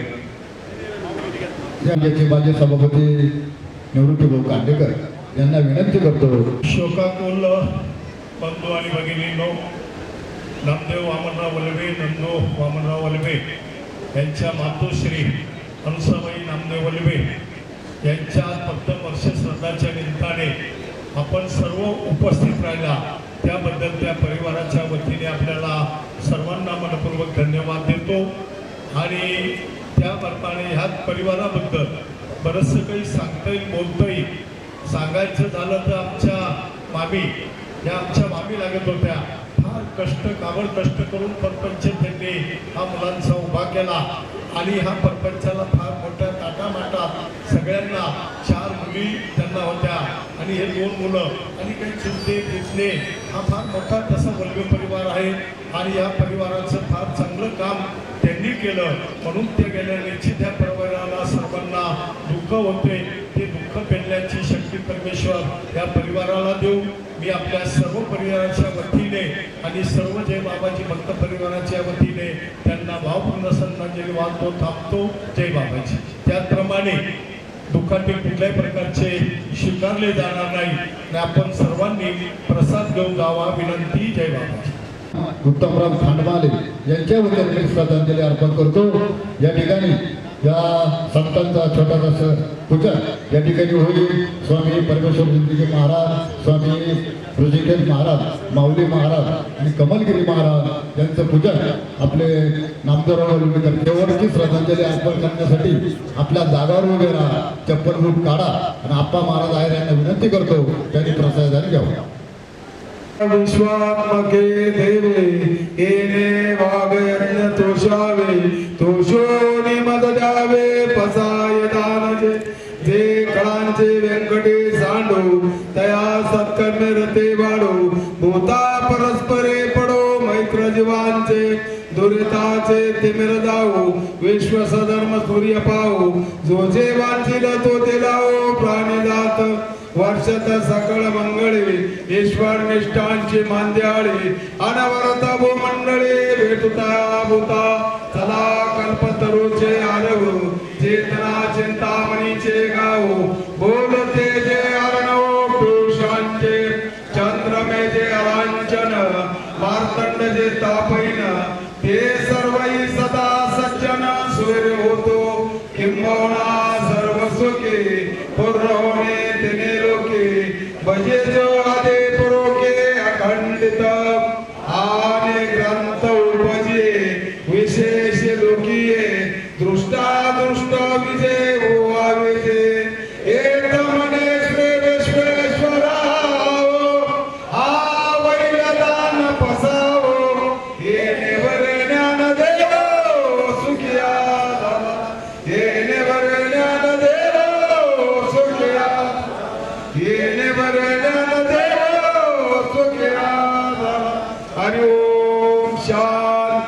शांती शांत हरि ओम शांती शांत. आलेल्या पाहुणे मंडळीला एक नम्र विनंती आहे, कृपया करून कोणी जेवण केल्याशिवाय जाऊ नये, करून कोणी जेवण केल्याशिवाय जाऊ नये ही नम्र विनंती. जय हरी जय हरी जय हरी रामकृष्ण हरी. आणि थोडक्यात एक सांगतो, जय बाबाजी परिवार.